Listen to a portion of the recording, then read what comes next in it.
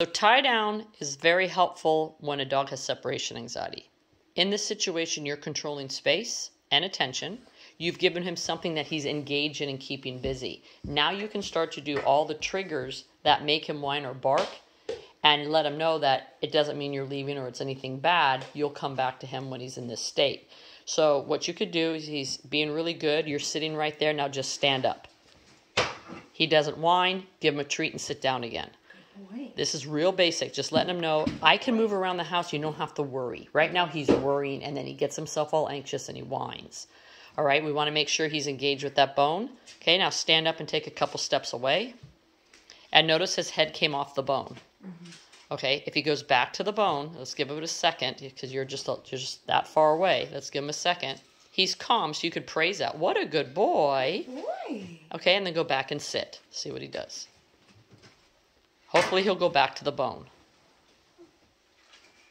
That's a good pup-up. So he didn't resettle back to that bone. So maybe the bone doesn't have anything in it that he wants anymore. So we want to make sure that when we have work in tie down, we want him to have a bone or something that he can stay engaged with for 10 minutes or more so you can practice these drills. Okay. So why don't you pick up the bone and restuff it while he's calm. And you can try the bully stick if he wants the bully stick. Always giving them a toy or bone when they're calm. Once you hand him something like you just did with the bully stick and he's fully involved, that's the kind of energy we want. If he then gets bored with it, we have to change the bone. We could use a Kong, we could use whatever that is stuffed with something that will keep him engaged for a while. Okay. And the best way to do that is to freeze it, and I have a video of that on my YouTube. Okay. So he's fairly engaged with that, but not super great. So why don't you take that bone and you can stuff it with whatever you have there.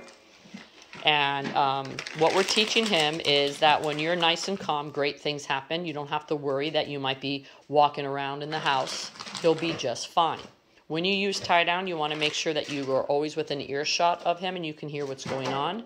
You don't want to go too far too fast.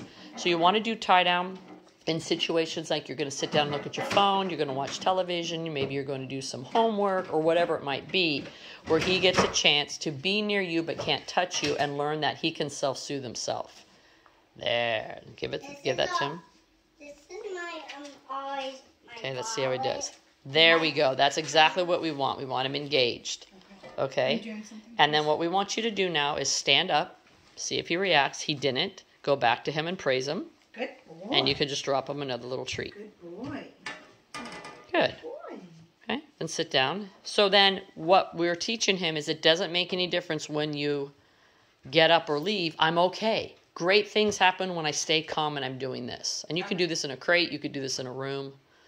Just letting him self-soothe himself and realize you can move around. He's going to be okay. Now stand up and walk over like you did before.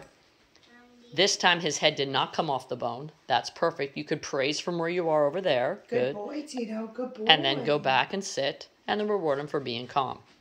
So what we're teaching him is when you're nice and calm, I come back to you, versus where he learns to whine for everybody to give him attention and come back to him. Right. There's 2 really good books out on separation anxiety. One is by Dr. Patricia McConnell. And I think the other one, I forget the author, but one is I'll Be Home Soon and Home Alone or something like that. And both of them talk about separation anxiety and how we as humans give them so many cues when we leave that they start to get anxious and they start to whine and howl. And we don't want them to do that, so then we try to stop it. But what we taught them was whine and howl and I'll come back to you. Mm-hmm. So tie down is just a really, really great management tool. Never do it when you're not home. Only do it when you can hear him. And then you can start moving around your house more and he doesn't freak out. Make sure you always reward him on tie down when he's calm and take him off tie down when he's calm. Go do something fun. Let him go potty and then he can go back on tie down.